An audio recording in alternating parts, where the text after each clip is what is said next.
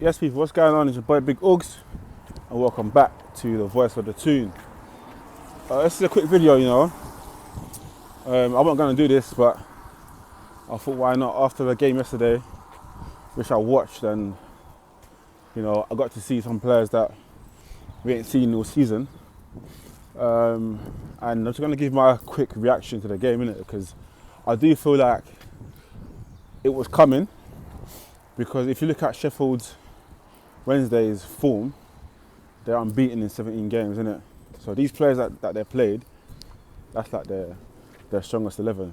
So, they've had games under their legs. They're in good spirits, they're in good form.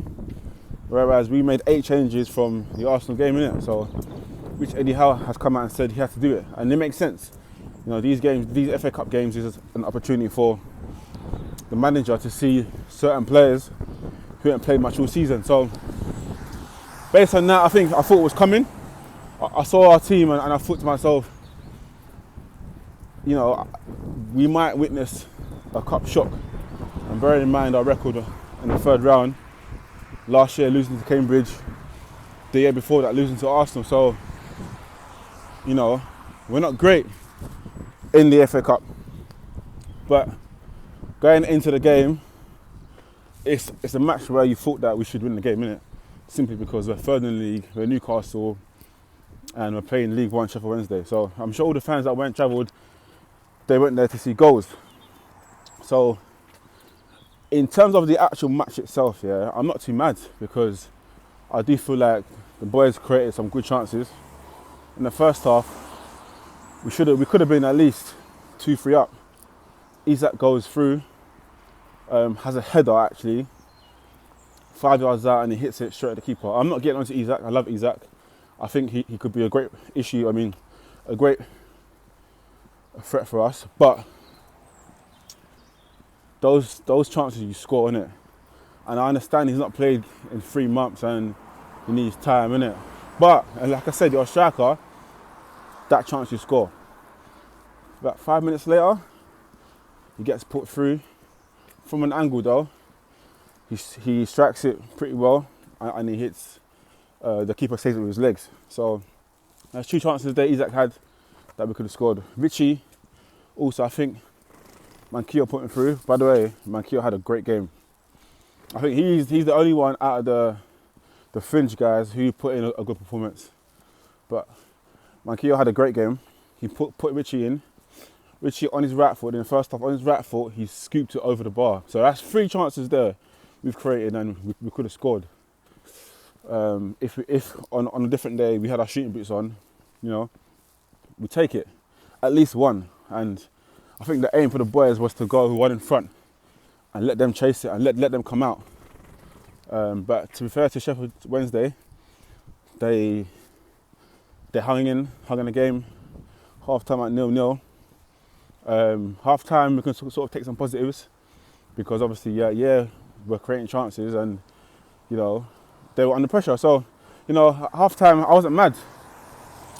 I thought Anderson looked a bit lively off the ball. He worked hard off the ball. On the ball he could improve and be a bit better, but that comes with games, innit? But these are the sort of games, if you want to play for Newcastle, where we are right now, this new Newcastle, this new club, not the old Newcastle, this new Newcastle, then you've got to be ready. You've got to be, when the coach calls on you, when Eddie Howe calls on you, you've got to be ready to take it. And I feel like 8 of those guys, only one of them, being Manquillo, took the chance. Which is a shame, because at the end of the day, these players, they should be knocking. This game was a chance for them to knock on Eddie Howe's door and say, listen, Gaffer, I played a good game here. Play me in the league or the next game in the League Cup, where there could be some squad changes there too. But none of them really done that. None of them really gave him the opportunity to think, what, let me sort of change the team and put these guys in. Bar Manquillo, but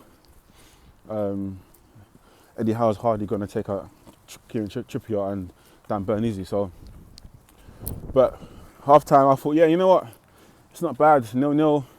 I can see us getting a goal. Isak comes off. Chris Wood comes on. That's perfect for Chris Wood. He comes on, and again, we start off creating chances. I think there was a moment where I think it was the first half, anyways, where Anderson gave the ball away, and I think also in the second half as well, we gave them a few chances as well. So, but we kept creating, we kept making our chances. Anderson had a chance, but a great stop by the keeper, who had to be fair, a great game. And some games you just got to hold your hands up and say, you know what, great keeping, or it just wasn't our day. I'm not mad at the boys, innit? I'm not going to come in here and start ranting like people want, innit? Or people are doing. I ain't on that. I'm just here to say, like, allow the slander of the players, man. I feel like, yeah, Chris Wood missed the sitter, which to be fair to him, like, I could see what he's trying to do, innit? But obviously, them chances you score, innit? But allow it, man, because at the end of the day, he wasn't the only one that missed chances. Big John missed a chance too. Bitchley did, Anderson did, Isak did. I understand Chris Wood's a striker, innit? But at the end of the day, everyone or players had chances, and the slander that Chris Wood's getting is not the same as what everyone else is getting. So, let's not focus too much on the negatives and look at the positives, because there's every reason to be positive. Yes, it's not great. It's the FA Cup shock, the biggest shock of the round, probably. But it is what it is, man. Focus on to our next game, which is at home to Leicester in a cup. It's a chance for us to reach the semi-final of the Carabao Cup. So I'm not here for the badgering of players and cooling guys out. Listen, they're a team, and it wasn't only one player that missed chances. Several guys did, didn't it? So let's understand that and just look at the positives. The boys created great chances because I've seen us playing, like, for example, Cambridge last season, where they beat us at home. We created nothing. At least this one, we created chances, innit? And it justifies to Eddie Howe why certain players don't play. And that's okay, innit? Like, it's alright. Like, Lascelles, Jacob Murphy, all these guys, Jamal Lewis, like, all these guys, like, they didn't cover themselves in any glory. And this was their audition to, like I said, to knock on Eddie Howe's door and say, play me, but they didn't take it. And now it's on them now,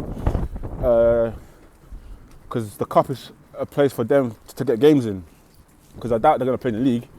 So it's more for them, and they didn't take that chance. League Cup, I doubt that they're going to be playing, because it's a massive game against Leicester. So I'm sure Eddie Howe will go strong. And it is what it is. We move on. It's the FA Cup.